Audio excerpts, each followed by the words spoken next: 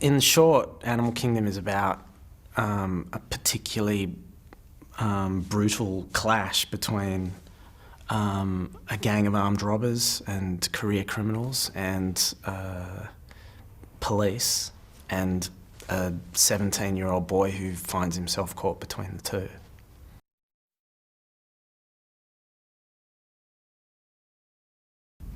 I think I called the film Animal Kingdom because for obvious thematic reasons, which is that it's in a quote unquote sort of dog eat dog world.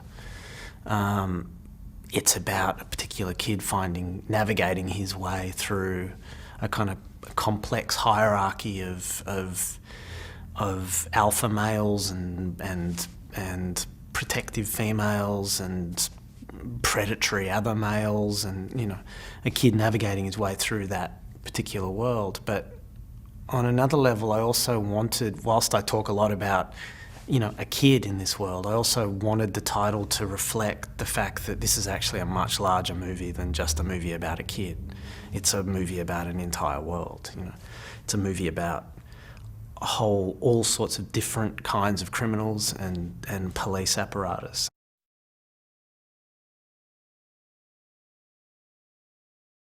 The things that made me want to make the movie, they were always about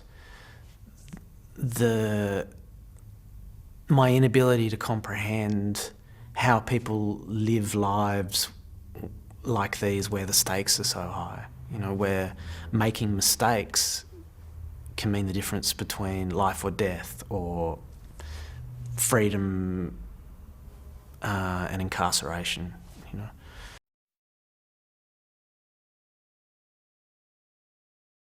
I knew very early on that I wanted Ben Mendelsohn to play Pope, because I knew that Pope needed to be the charismatic alpha male of that particular family. The Lecky character, for instance, was a different kind of a challenge, because Lecky is a quiet character in a sense, in that he's buttoned down the way so many working detectives are. And he's a character that's so important to the way the story moves. And then those two guys, in a way, became the counterpoints in which to build the rest of the cast.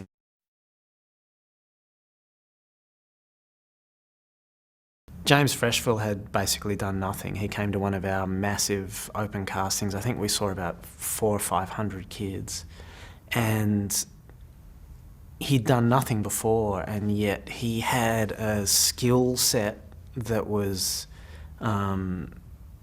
just incredibly surprising in a kid who was only 17 years old and was basically untrained.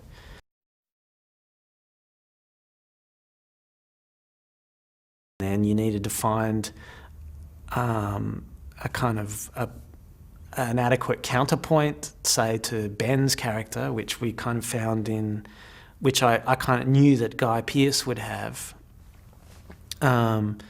because the character of Lecky is very quiet and buttoned down, as so many of these detectives are, and yet I knew that not only is Guy an incredibly dexterous actor, but that he would lend the character a quiet warmth.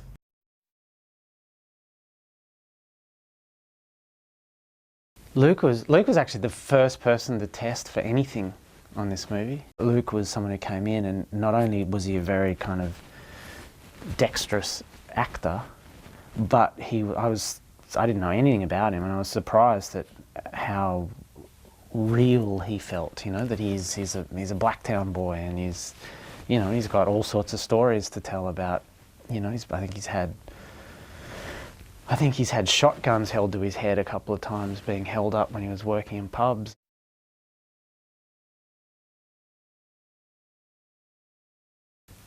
So it was so interesting for me really early on, even after I'd cast these boys and then gotten them in for rehearsals and stuff, to see how I felt like at least in terms of that hierarchy, in terms of that power structure, that I'd cast the thing right, because even when those guys were just fooling around with one another, you could see that whole thing at work.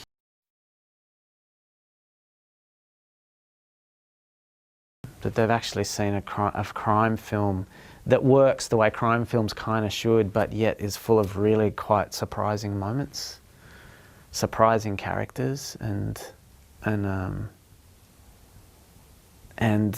detail, I think. But that is still thrilling the way crime film should be, you know.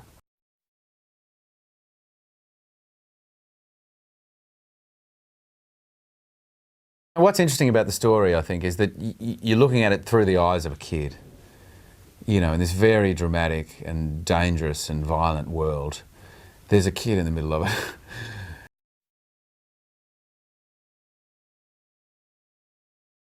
You know, I thought David had done a really good job of, I guess, capturing the sort of nuances of the family dynamic. It's obviously a very particular family, you know, being one that's, you know, is involved in a lot of crime.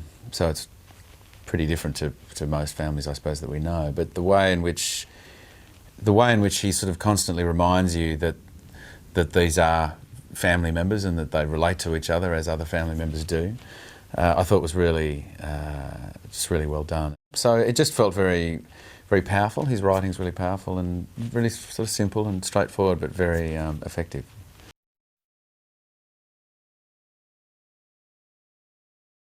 He's got a really good sense, natural sort of sense about him, you know. And I think he responded really well to David, and clearly brings just a very particular kind of energy about him, which is sort of hard to describe, but I think is great for the film, you know.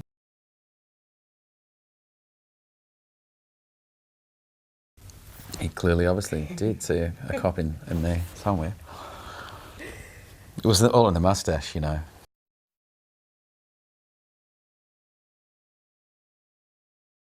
I think Leckie probably takes on a slightly parental role with Jay, but I think it's because he's doing his job and he knows that he's got to treat this kid well, and otherwise the kid's, you know, not going to be any help to him at all. So, you know, I think he's got the ability to see that.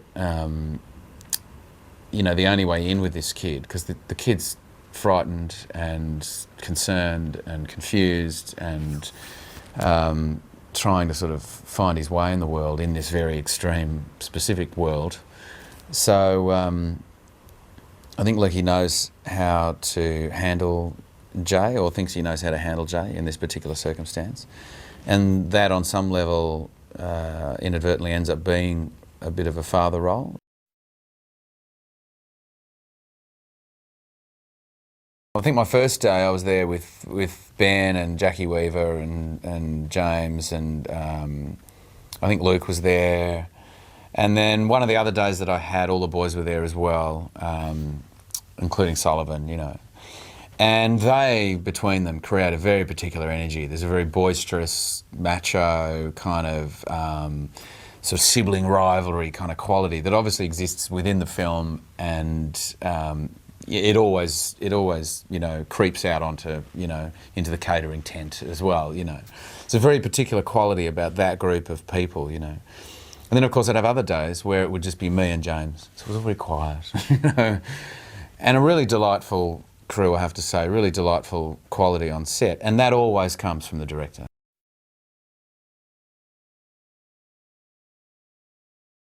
But this film has a very particular style to it. It has a very... It's kind of about the potential energy rather than the kinetic, you know.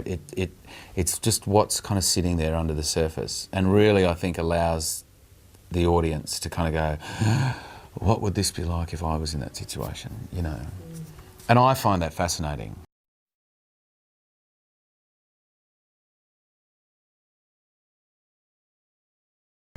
Obviously there are extraordinarily strong echoes of events that have happened in Melbourne, and you know, that pings off a lot of things too.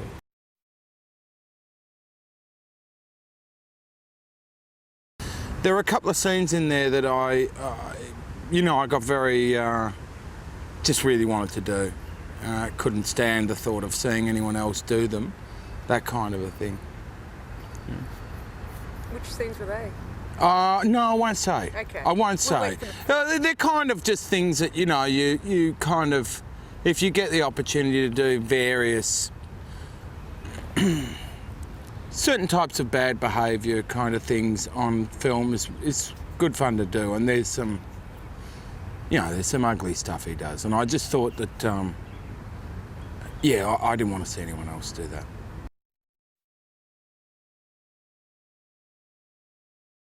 Pope's a criminal that could make money back in the day, principally because he's an armed robber. But what essentially happened was that it became much harder and harder as technologies to thwart that came about, and the rise of substance dealers, drug dealers, etc., etc. So he's a guy that's had his world left behind.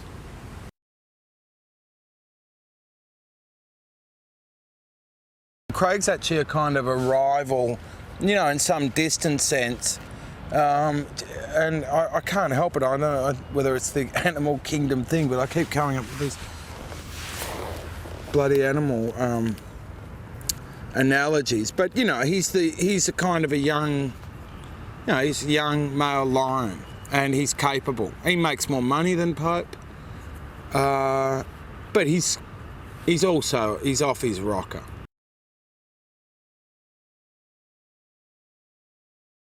Pope absolutely loves Darren, just loves him, and therefore he's extremely brutal with him. He's very, very nasty to him all the time, but he absolutely loves him, just loves him. That's his baby brother. He'd do anything to protect him, but he's completely brutal with him.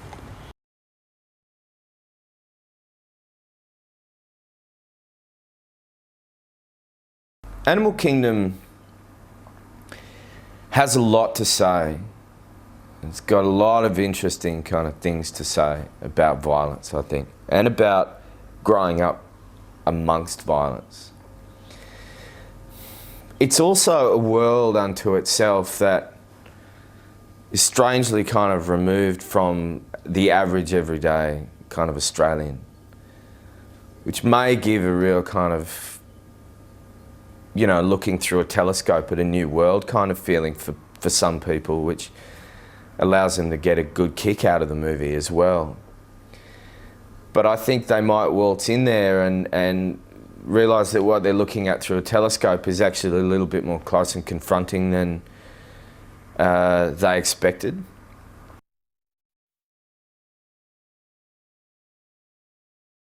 Baz is sort of at that point which you often see in a crime story where he's chosen that he's starting to rethink what he's going to do.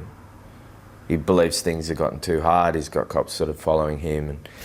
But he's also a kind of a brotherly figure to Pope, almost like a big brother or an equal kind of friend brother to Pope, who he's trying to gently kind of coax out of that world as well and say, hey, listen, I'm thinking about doing something else, what do you think? It's not so easy for Pope to change his mind. So he's there for that reason, but he's also there on a story level, and David and I discuss this, that Baz, while he's not your model citizen, is sort of, a nice version of, a decent guy, I guess, that he almost represents a possible father figure for Jay.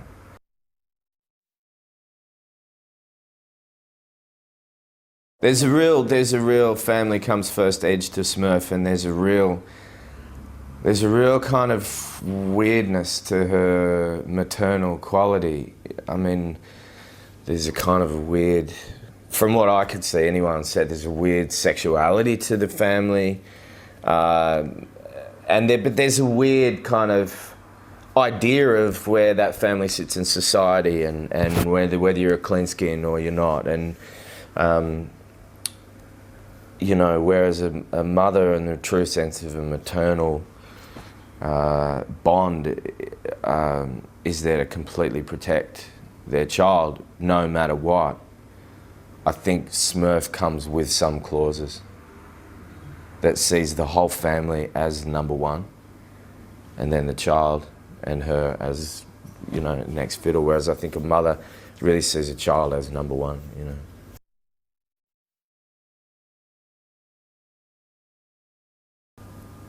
His strengths as a writer and his strengths as a director seem to really complement each other really well. I think he's got a really great aesthetic, and it allows some of his writing to sort of just kind of soak into the atmosphere rather than stand out like pearls of wisdom. And David's writing, if you notice, is sort of filled with great little ideas here and there. He's got a bigger story going on, you know, and the bigger story of the film is rolling along, and here and there these little kind of flash bulbs go off.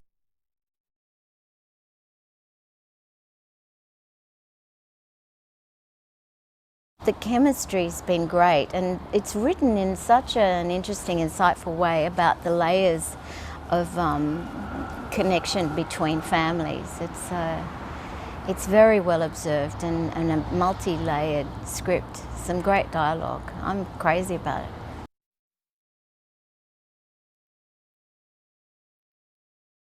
Yeah, and some of the roles are just cameos, like we've got the brilliant Dan Wiley just doing a few scenes, and he's a knockout, and we've got Joel Edgerton being fabulous, and of course the marvellous Guy Pearce. What a dream he is. And Sullivan Stapleton, who's another one of my sons, and Luke Ford, who won the AFI last year for The Black Balloon. He's my youngest son, and there's a newcomer called James Freshville who's only 17, and he's acquitting himself very well as the troubled grandson. So yeah, it's a fantastic cast.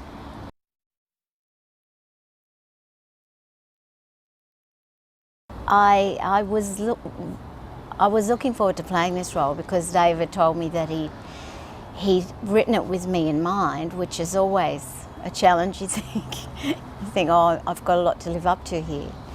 And I was expecting for her to be tougher, but the way he's written her and the way he wants me to play her, she takes you by surprise. She seems quite a normal woman, but after a while you realise that she is a sociopath and a psychopath, and she's bred all these psychopath sons, and yeah, and it's all the more chilling because she does seem kind of, you know, normal and everyday and even sweet.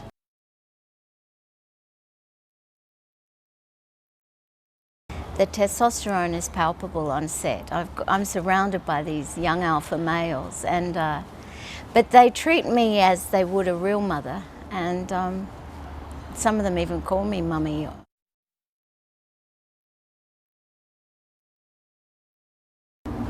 I think this film is very entertaining. The energy is enormous. All these wild boys, and there's a very dark side to it, and well, obviously because there's murder and mayhem and unexpected sociopathic behaviour. But there's a kind of there's a thread of lightheartedness as well, as in real life.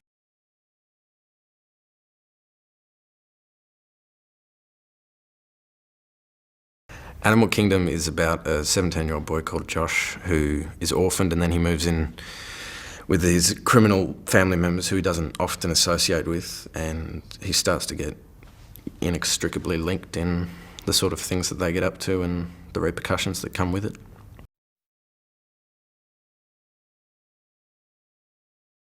He finds a male role model in Baz, and you know, Strangely and Craig and Strangely and Pope, but all for various different reasons, like, you know, because they've each got qualities that are admirable while having so many qualities that aren't.